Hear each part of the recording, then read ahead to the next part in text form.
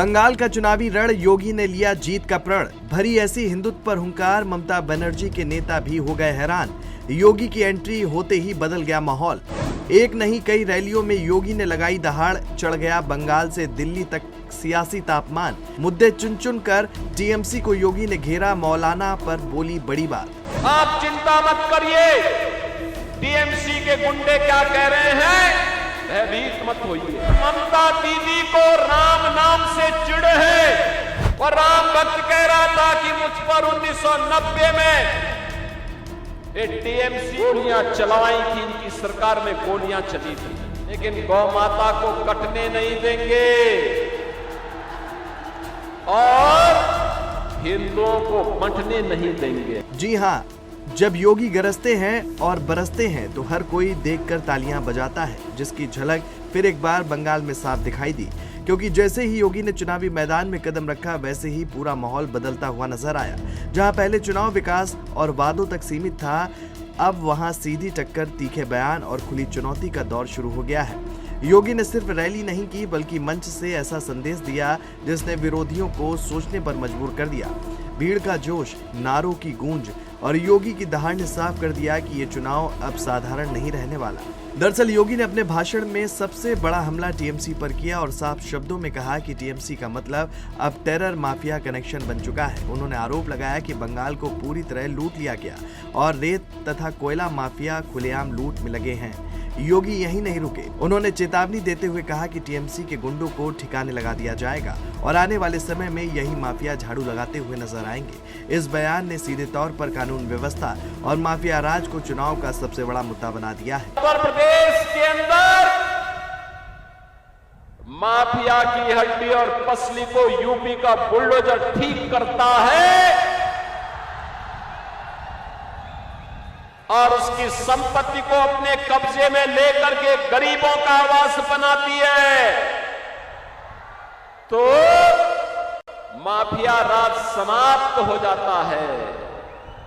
आज यूपी में न कर्फ्यू है न दंगा है, यूपी में अब सब चंगा है।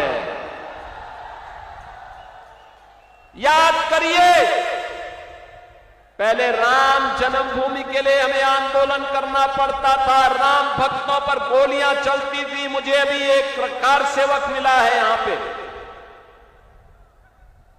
और राम भक्त कह रहा था कि मुझ पर 1990 में टीएमसी की ही पार्टनर पार्टी समाजवादी पार्टी ने गोलियां चलवाई थी, इनकी सरकार में गोलियां चली थी।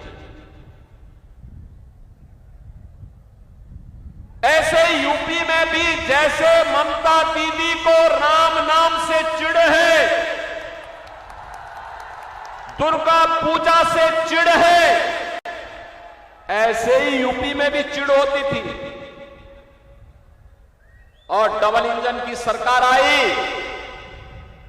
अब अयोध्या में भगवान राम का दुनिया का सबसे बड़ा मंदिर बनकर के खड़ा हो गया है।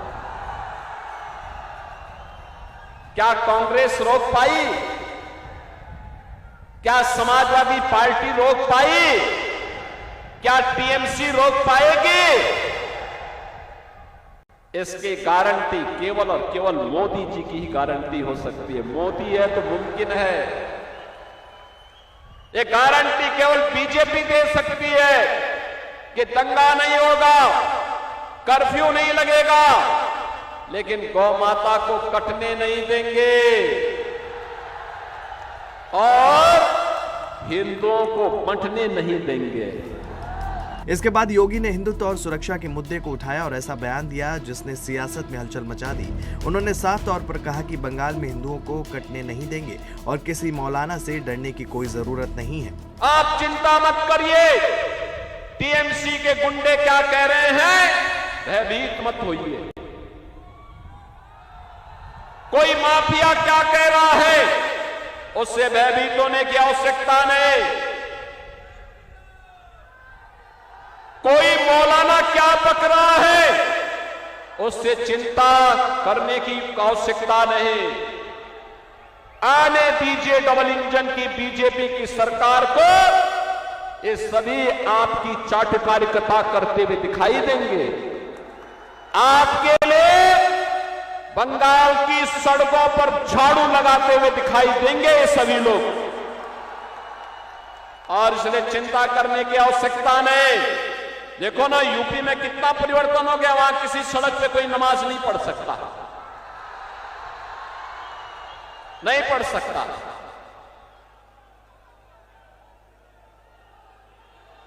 वहां पर्व और त्योहार शांतिपूर्ण तरीके से मनाए जाते हैं, कोई अराजकता नहीं, कोई गुंडागर्दी नहीं, हर बेटी और बहन को सुरक्षा की गारंटी है। लेकिन बंगाल में धड़ल्ले से गौ कसी होती है, गौ हत्या होती है, गौ तस्करी होती है, पर्व और त्योहार के पहले उपद्रव हो जाते हैं। और इसीलिए बहनों और भाइयों, इसकी गारंटी, सुरक्षा की गारंटी, समृद्धि की गारंटी, आने वाले उज्जवल भविष्य की गारंटी केवल और केवल बीजेपी है। उनके इस बयान को सीधा संदेश माना जा रहा है कि भाजपा चुनाव को पहचान और सुरक्षा के मुद्दे पर ले जाना चाहती है। योगी ने ये भी कहा कि समाज को बांटने वालों को बख्शा नहीं जाएगा और हर हाल में संतुलन बनाए रखा जाएगा। तीसरे बड़े हमले में योगी ने ममता सरकार की कार्यशैली पर सवाल उठाए। उन्होंने कहा कि पिछले कई सालों में बंगाल में पहचान का संकट खड़ा हो गया और टीएमसी ने पूरे सिस्टम को अपने हिसाब से चला दिया। उन्होंने यूपी का उदाहरण देते हुए कहा कि पहले वहां भी हालात ऐसे ही थे, लेकिन सख्त कार्रवाई के बाद सब कुछ बदल गया।